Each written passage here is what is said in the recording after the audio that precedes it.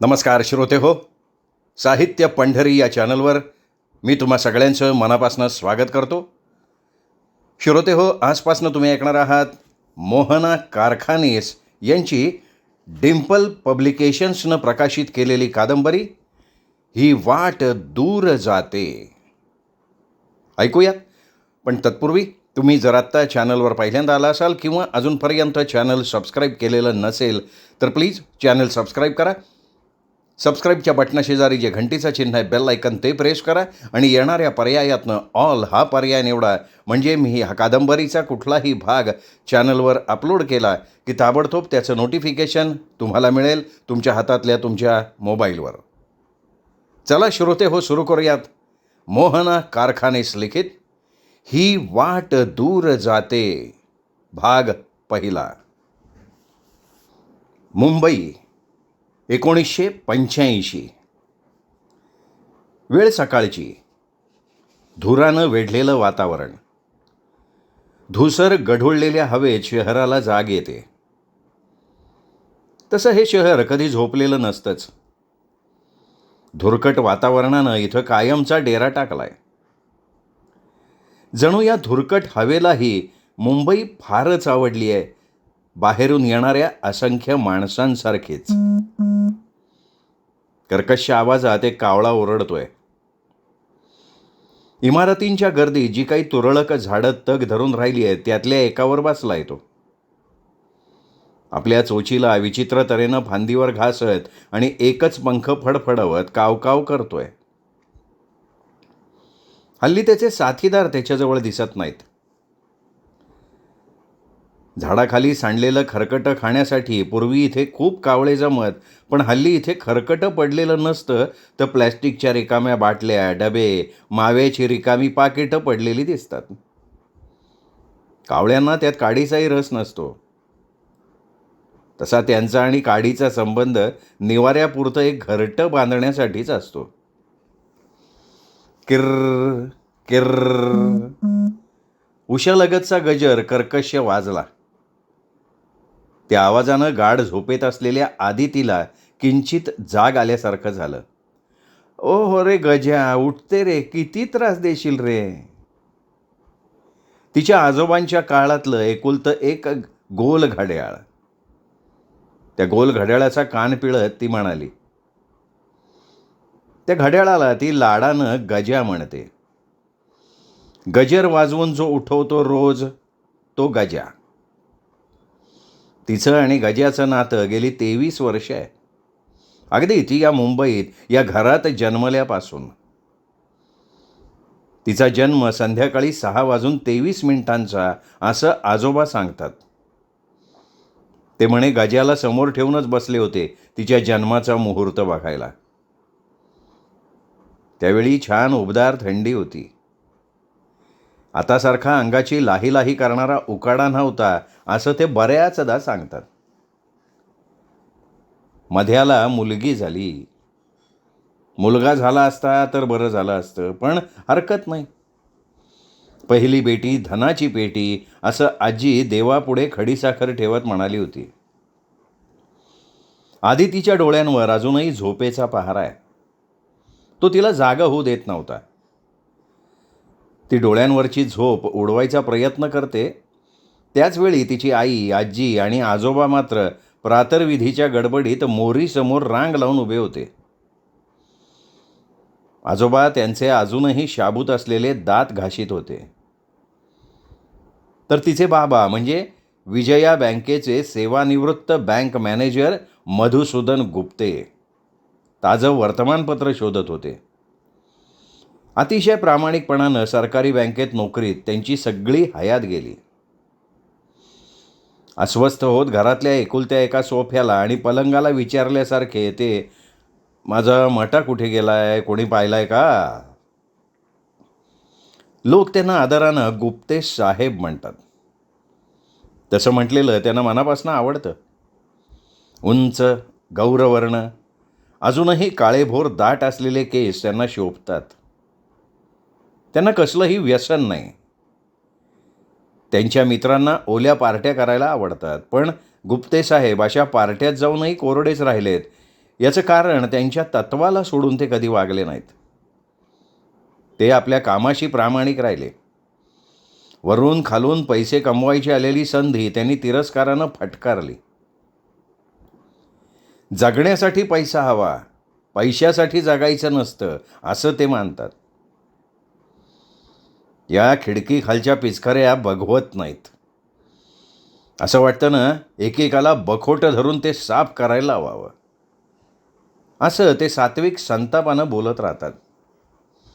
खिडकीखाली दिसणाऱ्या पानाच्या पिचकाऱ्या बघून, जिन्याजवळ साठलेला कचरा बघून त्यांना प्रचंड चीड येते, पण त्यावर काहीच करता येत नसल्याची असहाय्यपणाची भावना त्यांना वेळोवेळी घेरून टाकते. पिंपळाखाली खुर्च्या टाकून गप्पा मारत बसलेल्या त्यांच्याच वयाच्या आप्पा नाना यांच्याबरोबर बसणं म्हणजे उगचच चकाट्या पिटणं असं त्यांना वाटतं. कंटाळा आला की ते त्यांच्या आवडत्या आराम खुर्चीत बसतात. घरात असताना अंगात शुभ्र पांढरा सादरा आणि कमरेखाली एक चट्टेरी पट्टेरी लेंगा असा त्यांचा पेहराव असतो. अनेकदा त्यांच्या हातात मराठी वर्तमानपत्र असतं. प्रत्येक बातमी त्यांनी पाठ केलेली असते. त्यांना नोकरीतनं निवृत्त होऊन 6च महिने झालेत. हा घ्या पेपर. आदितीची आई म्हणजे सुधाताई चहा करण्याच्या गडबडीत मध्येच वर्तमानपत्र आणत म्हणाली, आता बसा वाचत आणि करा सगळ्या बातम्या पाठ. ती पुटपुटली. तिच्या हातातल्या साध्या काचेच्या बांगड्यासुद्धा अशाच पुटपुटतात.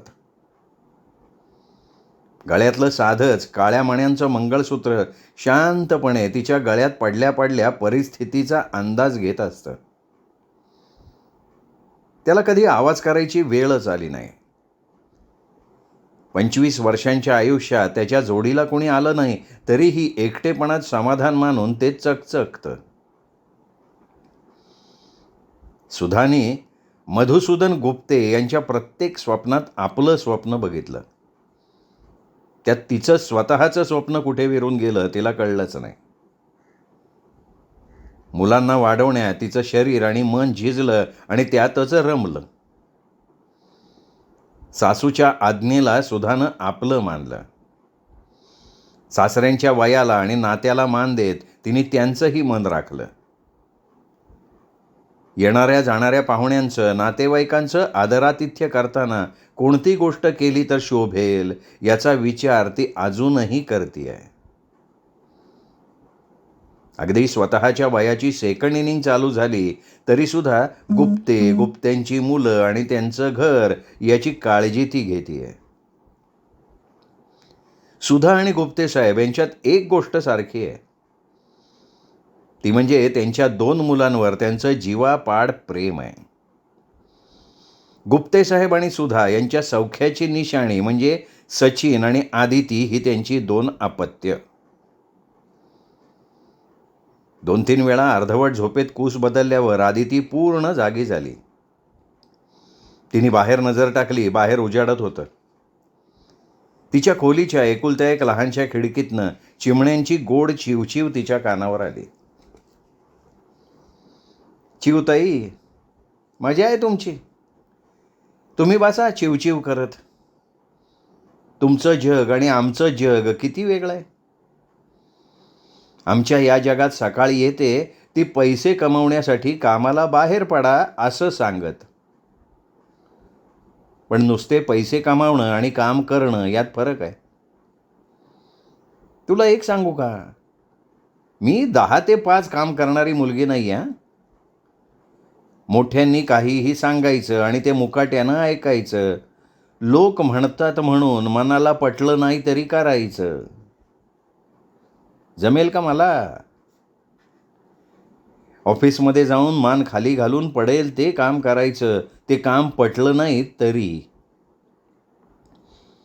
आईवडिलांनी सांगितलेल्या मुलाशी कसलीही अपेक्षा न ठेवता लग्न करायचं आणि मग मुलं, संसार इत्यादी इत्यादी ओढत ओढत जन्माचं सार्थक झालं असं मानायचं आणि त्यानंतर आयुष्यभर फक्त संसाराची, मुलांची काळजी करत कसं तरी मरून जायचं. नो नो, मला यापेक्षा अधिक काहीतरी करायचं आहे. असं वाटतंय कुठेतरी दूरवर मला काहीतरी खुणावतंय, मला साद घालतंय, मला ओढ लावतंय. नक्की काय? ते मला शोधायचं आहे. आधी ती अर्धवट झोपेत बडबडत होती. आम्हाला पैसे कमावण्यासाठी आमच्या या घरट्यातनं बाहेर पडायला पाहिजे. तिचा हात नकळत तिच्या लांबसडक केसात गेला. दाट कुरळ्या केसांना छान विंचरून तयार व्हायचं म्हणजे आता उठायलाच हवं. ती पटकन उठून बिछाना उचलायला लागली. बिछाना उचलताना तिचं लक्ष समोरच्या कपाटावरील आरशाकडे गेलं. झोपेतून उठल्यावरही तिचा चेहरा फ्रेश आणि नेहमीसारखा उत्साही दिसत होता. काळेभोर मोठे डोळे हा दिवस माझाच आहे अशी ग्वाही देत होते. लोक तिला सुंदर म्हणतात. काही जण बोलून दाखवतात, तर काही जण नजरेतनं तसं सुचवतात. काहींच्या नजरेत स्वच्छ कौतुक, तर काहींच्यात अगदी उतू जाणारी लालसा. ती मधुसारखी दिसते असं आजी म्हणते, तर सुधासारखी दिसते असं नानी म्हणते. माझा तो बाब्या. पाळण्यात आईने तिचं नाव आदिती ठेवलेलं.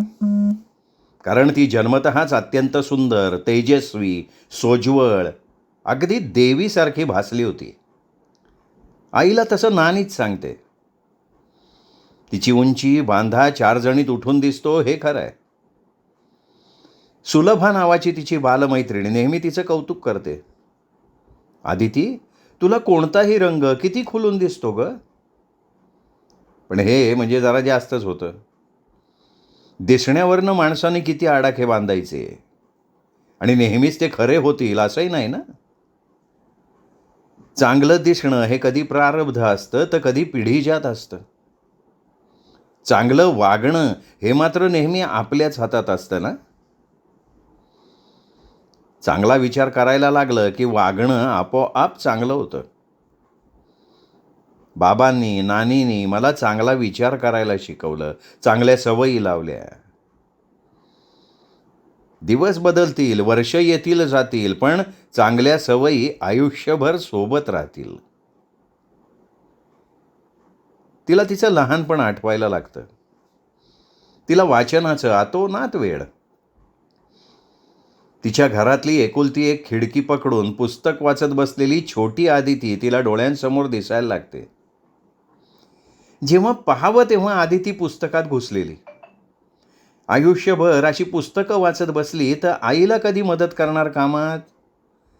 मुलीच्या जातीला घरची कामं नको करायला, असं शेजारच्या काकी तावातावानं बोलायच्या. आई ग, या काकींचा पुस्तकांवर एवढा राग का? यांची मीनू माझ्याच वयाची असेल, त्या तिला कधी पुस्तकं वाचायला घेऊन देत नाहीत का ग? ती आईजवळ तक्रार करत म्हणाली होती. अगं, असतो एकेकाचा स्वभाव. आई तिची समजूत काढे. काकी, आईला पाहिजे असेल ना मदत, तर ती मला हाक मारेल. पण हे पुस्तक लायब्ररीतनं परत मिळेल का नाही कुणाला माहिती. पुढल्या वेळी तिने पुस्तकातनं नजर न काढता धीटपणे त्या काकींना सांगितलं होतं. यावर त्या काकी काही वेळ तिथेच घुटमाळल्या, धुसफुसल्या आणि परत गेल्या. ती आठवण आली तिला आणि तिला खुदकन हसू फुटलं. सुधाबाई, आदितीला संध्याकाळची फार वेळ खेळायला नका पाठवू. वाईट दिवस काही सांगून येत नाहीत. अंधार पडायच्या आत घरी बोलवा तिला. एक काकी न चुकता न कंटाळता आईला सांगायच्या, पण आईसुद्धा काही कच्ची खिलाडू नव्हती. तुम्ही म्हणता ते बरोबर आहे. आपण सावध राहावं. पण नेहमी वाईट विचार कशाला करायचा बाई. आदितीबरोबर आमचा सचिन आहे ना, त्याची सोबत असते तिला. अहो, तिला खेळायला नाही पाठवलं तर मुलांना हल्ली खेळायला वेळ कुठे मिळतो सांगा बरं. अभ्यास आणि शाळा यातच बिचाऱ्यांचा दिवस जातो. त्यांचे खेळायचे दिवस आहेत. नंतर खेळू म्हटलं तर मिळणार आहे का खेळायला? आईनं असं म्हटल्यावर काकी तोंड पाडून जायच्या. पण 2 दिवसांनी पुन्हा तीच कॅसेट रिवाइंड व्हायची. एक सुनीता काकी या सगळ्याला अपवाद होत्या म्हणून त्या आदितीला जाम आवडायच्या. अगदी लहानपणी आवडलेल्या मस्का पाव इतक्या. त्यांच्याजवळ भाजलेले चिंचोके, सागरगोटे, कागदाचे कपटे, तुटलेल्या रंगीत काचा असं काही बाई असायचं. त्या छान छान खायला करायच्या आणि खेळायच्या सुद्धा. गोष्टी सांगायच्या, गप्पा मारायच्या. त्यांच्याकडे बघितलं की रसरशीत फुललेलं फूल बघतोय असंच वाटायचं. थोडा वेळ त्यांच्याजवळ बसलं तरी खूप छान वाटायचं. दुर्दैवानं त्या थोड्या दिवसांनी दूरच्या मोठ्या सोसायटीत राहायला गेल्या आणि त्यांचे संबंध तेवढे राहिले नाहीत. जाताना त्या आदितीला खूपशी पुस्तकं देऊन गेल्या. सुनीता काकींची तिला नेहमी आठवण यायची. आईची आई नानी खूप लाड करायची. नानीकडे भरपूर पैसे असायचे. येताना ती काय काय घेऊन यायची? पिना, बकलं, हेअरबँड, पर्सेस आणि पिशवीभर पुस्तकं. लहानपणी नानीकडे राहायला जायचं म्हटलं की ती उडी मारून तयारीला लागायची. नानी तिच्या आवडीचं खायला करायची. दिवसाला एक नवीन पुस्तक मिळायचं तिला नानीकडे. त्या पुस्तकांचा वास अजूनही नाकपुड्यात घर करून बसलाय. नानीनी खास तिच्यासाठी खडू फळा आणून ठेवला होता. त्यावर सुंदर सुंदर चित्र काढायला तिला आवडायचं. एकदा फळ्यावरती तिने राजकन्या आणि तिचा महाल काढला होता. फळ्यावरची राजकन्या तिला पाहिजे ते खेळायची, तिला आवडते ते करायची. आदिती ती चित्र रंगवण्यात दंग व्हायची. तुझ्या या राजकन्याचं लग्न झालं एकदाचं की ती सुखी होईल असं नानी म्हणाली होती. पण राजकन्याला तर अजून खूप खेळायचं आहे, मोठं होऊन राज्य करायचं आहे. ती राजकन्येच्या कपड्यांना रंग भरत म्हणाली होती. तिने तिच्या राजकन्येला जगण्याचं स्वातंत्र्य दिलं होतं. किती आनंदात होती तिची राजकन्या. आदितीला त्या सगळ्या आठवणी जसाच्या तशा डोळ्यांसमोर येतात. चित्रातली राजकन्या तिला अजूनच घट्ट बिलगली होती इतक्या वर्षांनंतरही. चित्रातली राजकन्या हीच तिच्या स्वप्नातली राजकन्या बनली आहे. हल्ली लोकांना चघळायला एक नवीन विषय मिळालाय, लग्न. लग्न कधी करतेस? कुणी असं विचारत नाही की आदिती तुझ्या ट्रॉफीज दाखव, सांग ना आम्हाला कशा मिळाल्या या ट्रॉफीज. कपाटात न मावणाऱ्या ट्रॉफीज, बक्षिसं. आता काय शिकतीयस? पुढे काय करायचा विचार आहे तुझा? नाही नाही, पण फक्त भासच असतो तो. जाऊ दे, कोणाकडून कशाला अपेक्षा करायची. कुठेतरी आत ठसठसणारी वेदना विसरायचा प्रयत्न करते ती. किशोर कुमारचं अमरप्रेम सिनेमातलं गाजलेलं गाणं ती गुणगुणते, कुछ तो लोग कहेंगे, लोगों का काम है कहना. चांगल्या प्रसंगाची आठवण करून तिचा मूड सुधारतो. ती विचार करते. जसा प्रत्येक नियमाला अपवाद असतो तसे आयुष्यात भेटलेले असेही आपले आहेत की. सहज हसत हसत जगणारे, जगणं आनंदाचं बनवणारे, नानीसारखे. नानीनी हसत जगायचं कसं हे शिकवलं. नानी काही फार शिकलेली नव्हती. त्यावेळी हातात कधी जास्त पैसा नसायचा. त्यावेळी पैसा, प्रसिद्धी ह्याबद्दल काही कळतही नव्हतं. पण नानीचा चेहरा नेहमी प्रसन्न, समाधानी. तिला कधी त्रासलेलं, कपाळाला आठ्या घालून बसलेलं बघितलं नाही. कधी कसली तक्रार नाही, तू मै नाही. आजीनीही कष्ट केले, रामरगाडा ओढला. स्वतः शिकली नाही किंवा तिला शिकायला मिळालं नाही, पण तिने बाबांना शिकवलं. मुलांना माणूसपणाचे संस्कार दिले. तिचा जीव सचिनवर जास्त आहे, पण त्याची आता सवय झाली आहे. सचिनला दुधाचा ग्लास जास्त मिळतो, उकडलेली अंडी मिळतात, पानात एक माशाची तुकडी जास्त पडते. अजूनही तिचा पदर सचिनचा घाम पुसायला तत्पर असतो.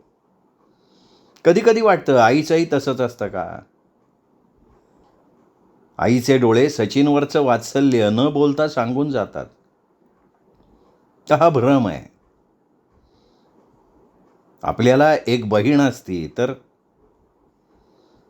पण बाबांनी मात्र मनावर ठसवलं, काय वाटेल ते झालं तरी खूप शिकायचं. भरपूर शिक, डबल ग्रॅज्युएट झाली आहेस, आता मॅनेजमेंटची डिग्री घे, डॉक्टरेट हो, तुझी आवड पाहून शिक, माझा तुला पूर्ण पाठिंबा आहे, असं ते आदितीला नेहमी सांगत. लहानपणापासनं त्याने आदितीचे खूप लाड केले.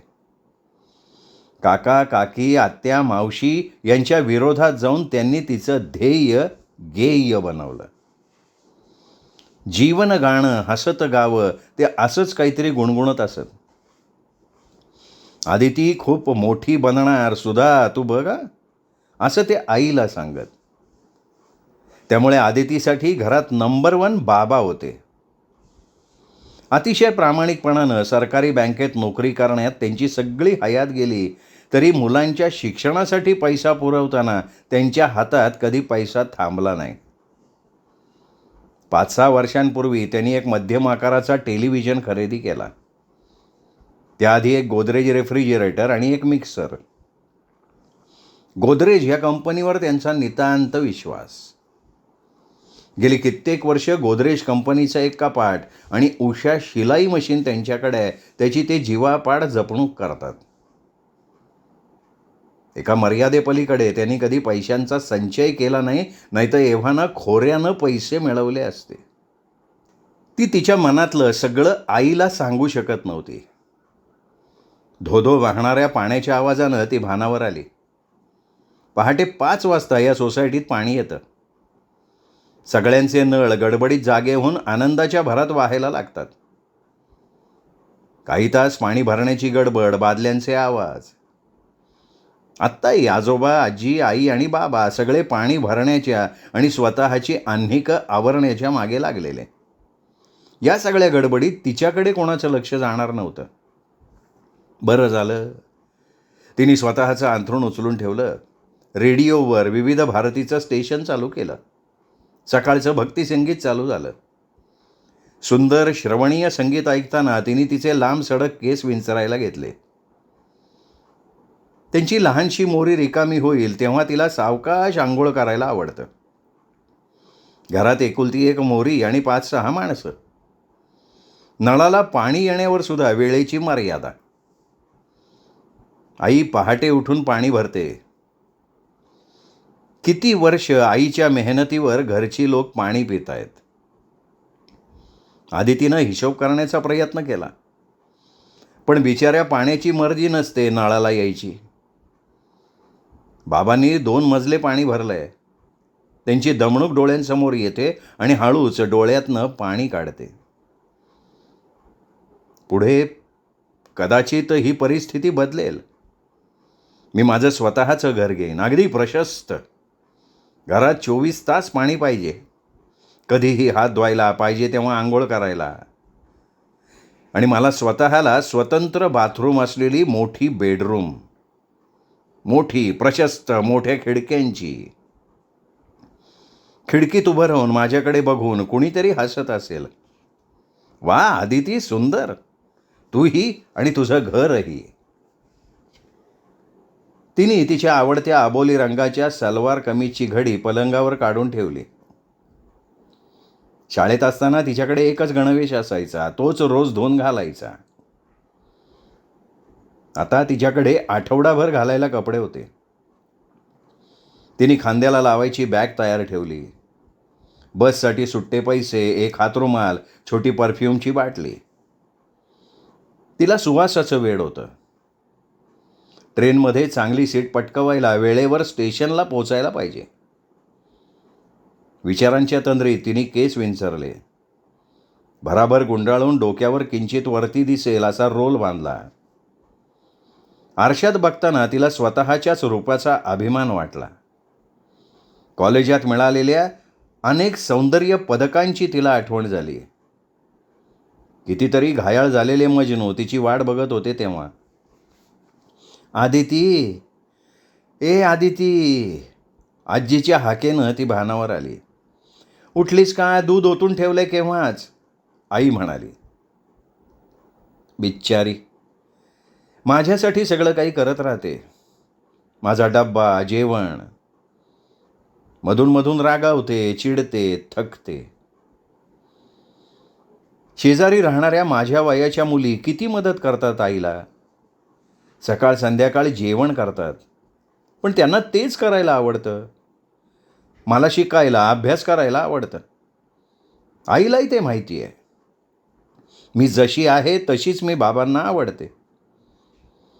मुलगी म्हणून त्यांनी मला फक्त स्वयंपाक करणं, घरकाम करणं एवढ्यावरच अडकवलेलं नाही. आईला मात्र खूप काम पडतं, याचं वाईट वाटतं. आई, आज रात्री यायला उशीर होईल, जेवायला वाट बघू नकोस, तू जेवून घे, चप्पल घालताना आदिती म्हणाली. काय करू आज? पडवळाची भाजी आणि चपाती? कर ग काही, तू एवढं करतेस सगळ्यांसाठी. राबतेस ग माझी गोडगोड आई. काय ग, आज इतका मस्का कशासाठी? मॅनेजमेंटच्या पदव्युत्तर डिग्रीचा फॉर्म भर असं म्हणत होते आमचे साहेब. बरं, मग तू काय ठरवलंयस? ते ठरवायचं काय, मरणार. आधी जावयाचा फॉर्म भर आता, मग सगळ्या फॉर्मची कौतुक करा. आजी रागवून म्हणाली. आजी, 3 वर्षांची डिग्री आहे, ती घेतली की नक्की भरते बघ तुझा जावयाचा फॉर्म. आदिती आजीच्या पाठीवर थाप टाकत म्हणाली. मध्या, अरे तू तरी हिला आवर. मुलीच्या जातीला इतकं शिक्षण काय कामाचं? आजी तिचा हात झिडकारत म्हणाली. बघितलंत नाही, असा हिचा हट्टीपणा दिवसेंदिवस वाढत चाललाय. आईनं सासूची बाजू घेतल्यासारखं दाखवत उगीचच कुरकुर केली. मनात मात्र तिला लेकीचं कौतुक वाटत होतं. साई निवासचा जिना उतरता उतरता आदितीला सगळ्या आवाजांचा, पाण्याचा, कुरकुरीचा विसर पडला होता. तिला फक्त समोर वाट बघणारी 8-2ची लोकल दिसत होती.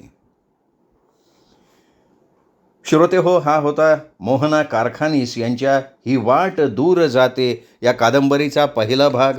दुसरा भाग उद्या. तोपर्यंत नमस्कार मित्रहो.